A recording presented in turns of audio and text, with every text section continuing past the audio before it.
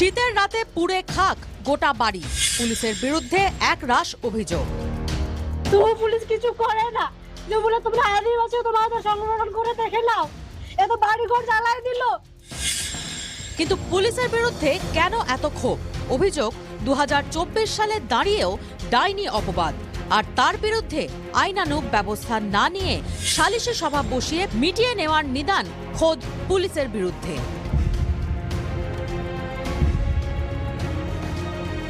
উত্তর দিনাজপুরের রায়গঞ্জ শহর থেকে 8 কিলোমিটার দূরের শীতগ্রাম। জানা গিয়েছে গত বছর অক্টোবরে ডায়রিয়ায় পরিবারের একজনের মৃত্যু হয়। তারপরই দাদার পরিবারকে ডাইনি অপবাদ দেয় ভাই। ওরা কিন্তু বুঝে না ওগুলা। আমরা বলতে ঠিকই, যদি আমার বাবা মা যদি ডাইন হয় তো তোমরা নিয়ে এসো, কোথা থেকে গিয়ে তোমাদেরকে বলেছে যে আমার বাবা মা ডাইন, সেটা প্রমাণ করে দাও। সেটা প্রমাণ করে দিতে পারলো না, তবু বলতে যে আমার বাবা মা বলে ডাইন। অভিযোগ, ডাইনি অপবাদ দিয়ে বাড়ি ছাড়া করেন পরিবারের অন্য সদস্যরা। বিচার চেয়ে পুলিশের দ্বারস্থ হন দম্পতি। অভিযোগ, সেই সময় আইনি পদক্ষেপ না করে, অভিযুক্তদের বিরুদ্ধে তদন্ত না করে সালিশি সভায় মীমাংসা করে পুলিশ। থানাতে সবকিছু জানার পর পুলিশ আসলো, পুলিশ কিছুই করলো না, শুধু সংশোধন করে দিল বলেছিল, শুধু দেখে চলে গেল। ওরা শুধু বললো কি যে আমরা দেখতেছি, তদন্ত করে কি হচ্ছে, কিন্তু কবে দেখবে? শুধু পরিবারের সদস্যরাই নন, পুলিশের সালিশি সভার কথা স্বীকার করে নিয়েছেন স্থানীয় পঞ্চায়েত সদস্য।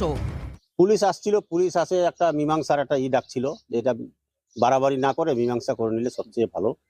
নিজেদের মধ্যে সব ওরা রিলেটিভ, অন্য কেউ না, চাচা ভাস্তার ব্যাপার। যদি ওরা মীমাংসা করে নেয় ভালো হবে, এটা বাড়াবাড়ি না করে এইভাবে বলছিল আর। অভিযোগ, পুলিশ চলে যেতেই বারবার হুমকি মারধরের শিকার হয় দম্পতি। ওরা সবাই চলে আসে বাড়িতে, একদম আমাদেরকে মারতে। আমাকে বলতেছে কি, তোরা বাড়ি থেকে বার হয়ে যা, নাহলে তোদেরকে আমরা মেরে ফেলে দিব। দরজা তালা বন্ধ লাগায় আমাদেরকে দুইজনকে খুবই মারছে। 2 দিন আমরা হসপিটালে ছিলাম। শনিবার রাতে দম্পতির বাড়িতে আগুন ধরিয়ে দেয় অভিযুক্তরা। এখন প্রাণনাশের আশঙ্কা করছেন দম্পতির মেয়েরা। বাবা মা তো থাকতে পারছে না, আমরা থাকবো এখানে কয়দিন থাকবো? আমরা তো চলে যাবো, আমরা তো এখানে থাকবো না। আমাদেরকে তো এরকম করে সবাই মারে ফেলে দিবে, আমরা থাকবো কি করে? প্রশ্ন হলো, আইনের যারা রক্ষক তারাই কেন আইনে ভরসা রাখতে পারলেন না? কেন সালিশি সভা করে দায় সারল পুলিশ? অভিযুক্তদের বিরুদ্ধে পদক্ষেপ করলে কি আজ দম্পতির বাড়ি পুড়ত?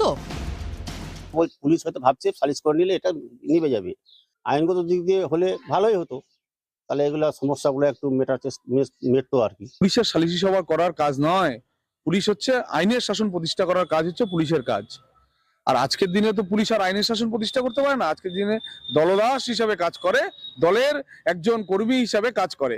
ডাইনি প্রথা নিয়ে বিভিন্ন নিয়ম কানুন রয়েছে, সেই নিয়ম কানুন লাগু করলে এরকমটা ঘটতো না। গত রাতে যদি সেই বৃদ্ধা এবং বৃদ্ধর প্রাণহানি ঘটতো, তার দায় কে নিত? পুলিশ, প্রশাসন, রাজ্যের সরকার, তার দায়টা কে নিত?